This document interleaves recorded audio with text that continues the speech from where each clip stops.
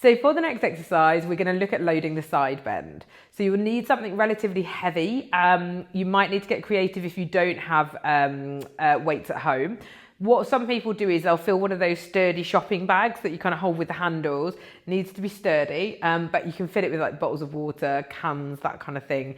And then that creates a weight that you can progress and reduce. Like, that's the important thing. It doesn't matter exactly how much it weighs.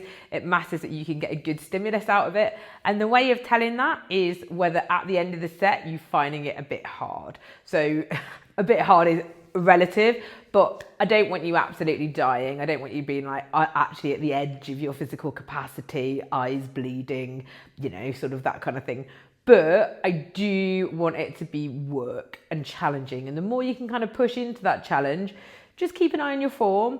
A good way of stopping at the right time is when your form starts to break down. That's probably the time to stop. That's the time at which you're going to sort of pick up awkward injuries and things like that.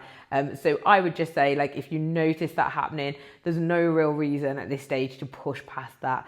You're in the, you know, you're there or thereabouts. And next time you look at that weight, that same weight, you might be able to handle it a little bit better. So that's the idea, and that's how we know we're getting better.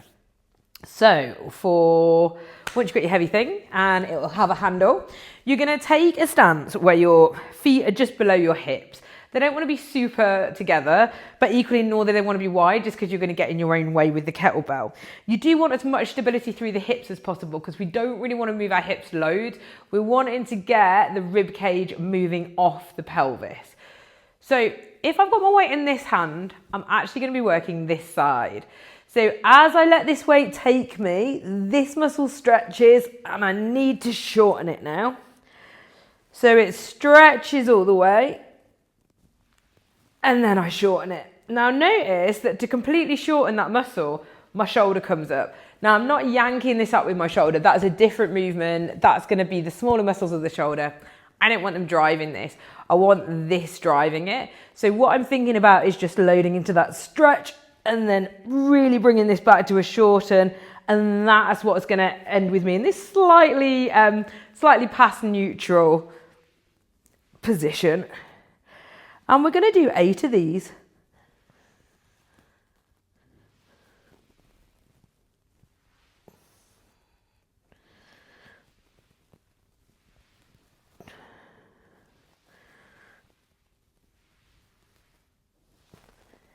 And then when you're ready, we'll take a little break.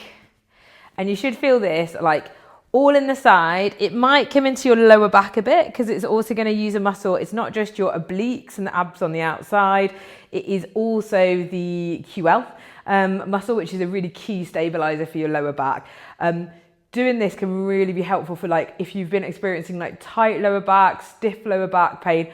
Obviously just be conscious of your loading. You don't want to overload it.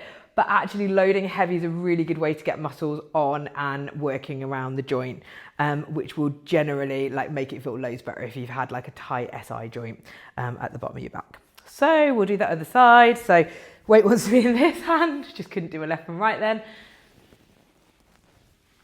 And again, we're operating it with these muscles on the side, and you might just feel it towards the bottom of your spine as that QL fires, and that's absolutely fine. So we're looking for that nice full stretch to a full shorten. Nice full stretch to a full shorten. We've got 2 left. Sorry about the noises. I think with strength exercise, you know when you're working strength exercise because you don't want to talk through the reps as much. You need to marshal your resources for it.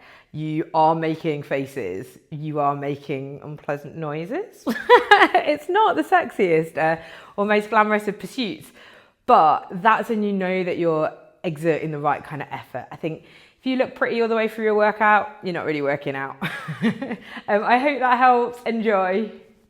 Oh, yeah, while you're here as well, sorry, forgot to say this, probably just take a couple more sets if you're already here. You might as well. It's going to make your back and your abs feel awesome. I always think with these strength exercises as well, when you walk around afterwards, you just feel different. You're like, oh, these muscles are really active and doing their thing.